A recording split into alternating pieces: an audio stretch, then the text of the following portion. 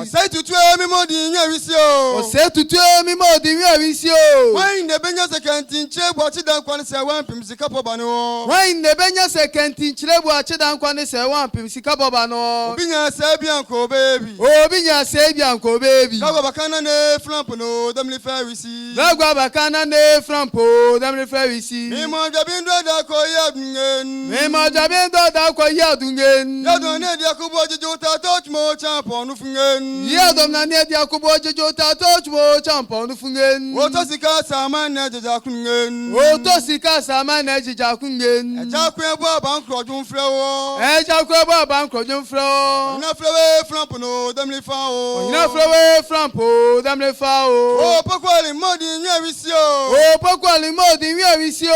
Wan ne benya seja chopoku pani ni echa yikwan ba no. Wan ne benya seja chopoku pani ni echa yikwan ba no. Obinya se bia nko baby. Obinya se bia nko baby. Asini aja mi bon yichmo champion no fungen. Asini aja mi bon yichmo champion no fungen. Oyi me echa yikwan bo smanitien. Oyi me echa yikwan bo smanitien. Obienta ko pepingen. Obienta ko pepingen. To di me echa fochmo champion no fungen. To di me echa fochmo champion no fungen. Obi ka se blin pombo smanitien. Obi ka se blin polibo smanitien. Obi na dwe tina singen. Obi na dwe tina singen. Lo ko ni pabi ku di fatablo fo santo di fata ni bingen. Lo ko ni pabi ku di fatablo fo santo di fata ni bingen. O klube da to plebo chmo champion no fungen. O klube da to plebo chmo champion no fungen. O ko ti blin ponibo smanitien. O ko ti blin polibo smanitien. O kru ka kana dwe tina singen. O kru ka kana dwe tina singen. Ashe flamp no damli fa o. Ashe flampo damli fa o. O babla di fa di me chamfo tete janku da bungen. O babla di fa di me janko tete janko da bungen. O bo subi mana abuni abungen. O fo subi mana abuni abungen. O kokko ni tobu afu afru bungen. O kokko ni tobu afu afru bungen. O chi kote ne ko si frimpon ngen. O chi kote ne ko si frimpon ngen. O kwani mnedua. O kwani mnedua. Dodo bo yichmo champion no fungen.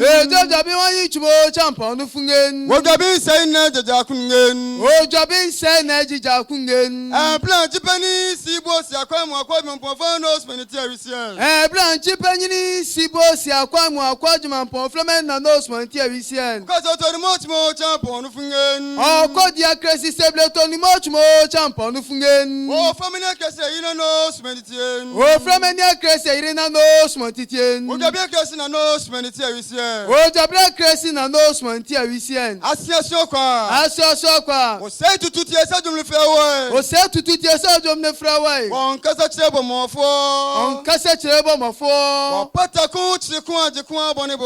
O pata ku chire ku aje ku abonebo. Yafa ko di abrani bonu se. Yafa ko di abrani bonu se. Tia ton te do fota. Tia mo tia do fota. Yo prima ku suna kwa mo kwa media wisi. Yo prima ku suna kwa mo kwa media wisi. O kasa de na dam latifi. O kasa di ye ni adam latifi. O se fa chem na kwa yen. O se di fi ama na chem na afan kwa yen. O fo chem de ni bi eku no akwa mu awisi na so nya tran kwa san. O fo chem ni bi eku mu akwa mu awisi na so nya tran kwa san. O bli kwa ni makote ni se kungen. O bli kwa ye mbokote ni se kungen. Emle kote mu tripo bi asmani.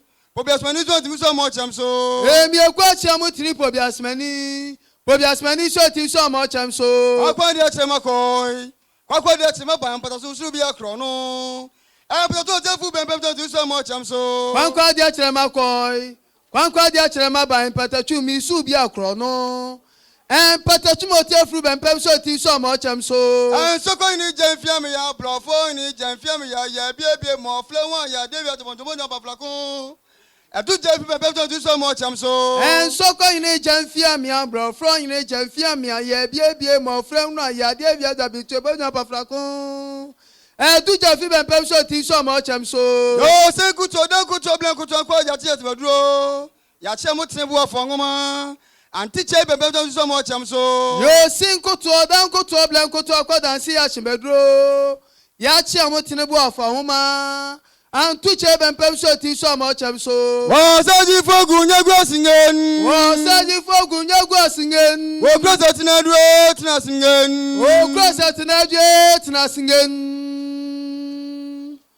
Woku bedo to go dem le fa kumye go se adum na chemera.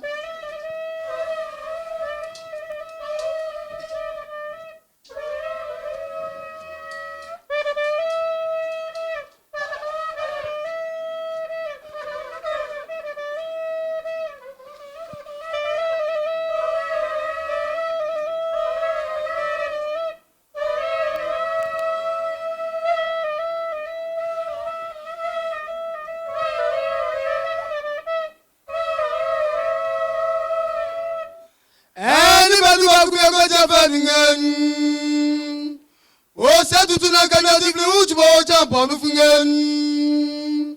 Osei Tutu na Kenya tifli uni wao.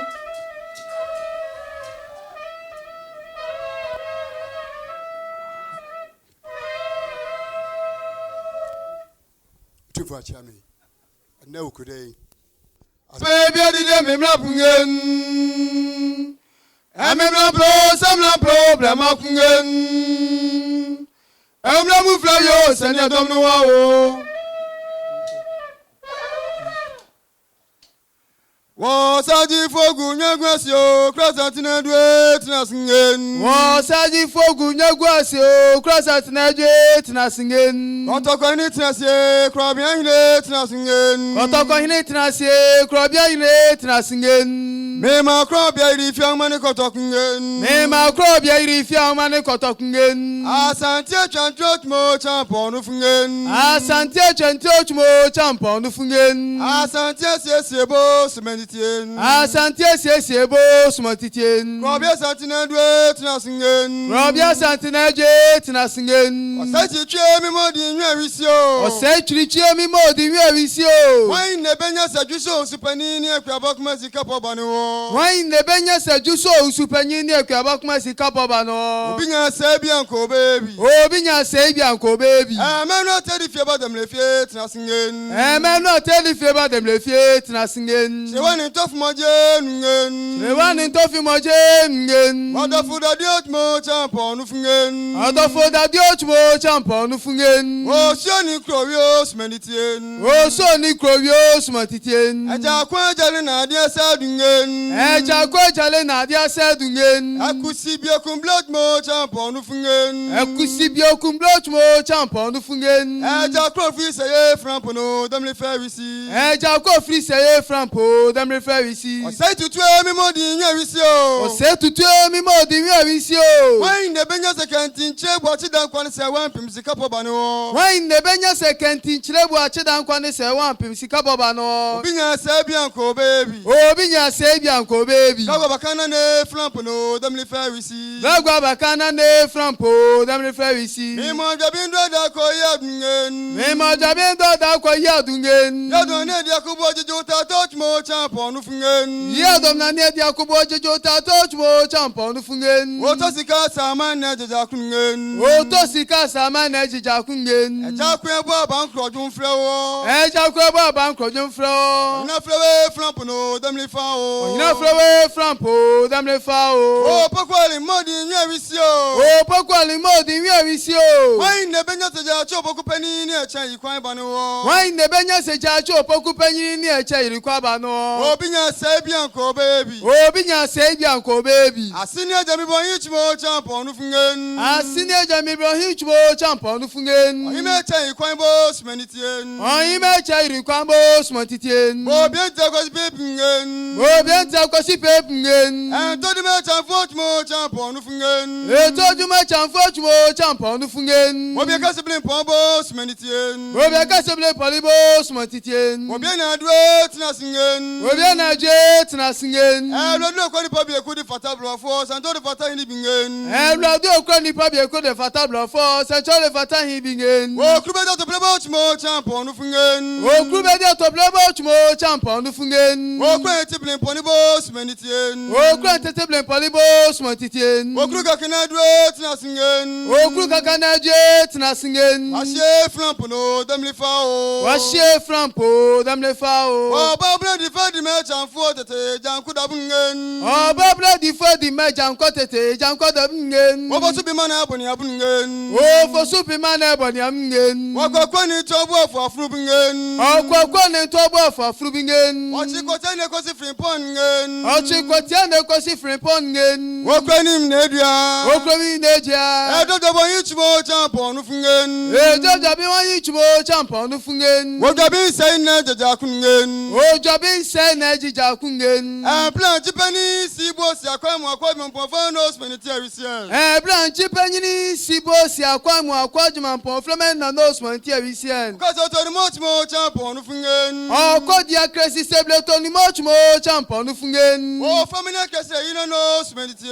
Oh family kresi ina no speniti. Wogabi kresi na no speniti awisia. Ojobi kresi na no speniti awisia. Asia sokwa. Asia sokwa. Osei tutu tie sa jumle fewe. Osei tutu tie sa jumle fewe. On kasa chebo mofo. On kasa chebo mofo. On pata ku chikun ajekun abonebo. On pata ku chikun ajekun abonebo. Yanfa ko dia brani bonu se. Yanfa ko dia brani bonu se. Tia ton te do fota. Tia mo tia do fota. Yo prima kuma suna kwa mo kwa media wisi. Yo prima kwa suna kwa mo kwa media wisi. O kasa dia na dam latifi. O kasa dia ye ni adam latifi. O se fa chem na kwa yen. O se di fi ama ni chem na kwa yen. O fo chem de ni bi eku no akwa mu awisi na so nya tran kwa sen. O fo chem ni bi eku mu akwa mu awisi na so nya tran kwa sen. O bli kwa ni makote ni se kungen. O bli kwa ye makote ni se kungen. Emle kote mu tini po bi asmani. Po bi asmani zo ti so mo chem so. Emi ekwa chem mu tini po bi asmani. Po bi asmani so ti so mo chem so. Akwa dia chem akoi. Kwa dia chem ba mpata so bi akro no. Pata to jefu bembe to so mo chem so. Kwa dia chem akoi. Kwa dia chem ba mpata chu mi su bi akro no. Pata chu mo ti afru bembe so ti so mo chem so. So ko ni jenfia me ya blofo ni jenfia me ya bie mo fle won ya David to mo nya baflakun. Etu jefi bembe to so mo chem so. So ko ni jenfia me ya blofo ni jenfia me ya bie mo fle no ya David to mo nya baflakun. Etu jefi bembe so ti so mo chem so. Yo se kuto dan kuto blan kuto kwa ya ti etbaduro. Ya che mo tenebu afo ngoma. Anti che bembe to so mo chem so. Yo sin kuto dan kuto blan kuto kwa dansi ya chimbedro. Ya che mo tenebu afo ngoma. Antu che bembe so ti so mo chem so. Wo saji fogu nyagwa singen. Wo saji fogu nyagwa singen. Wo krosa tinadwe tina singen. Wo krosa tinadwe tina singen.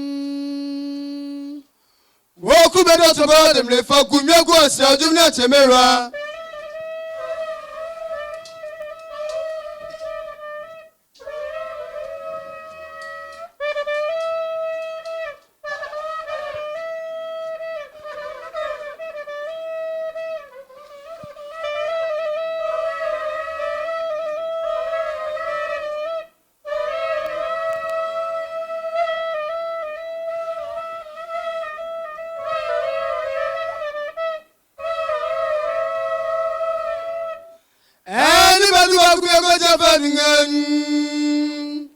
Osei tutu na Kenya tifli uchbo champonu fungen. Osei tutu na Kenya tifli uni wao.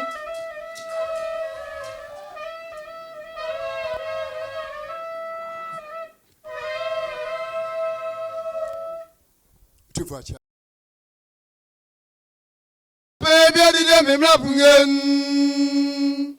Amemla pro samla problem fungen. Amla mu flayo senya domno wao.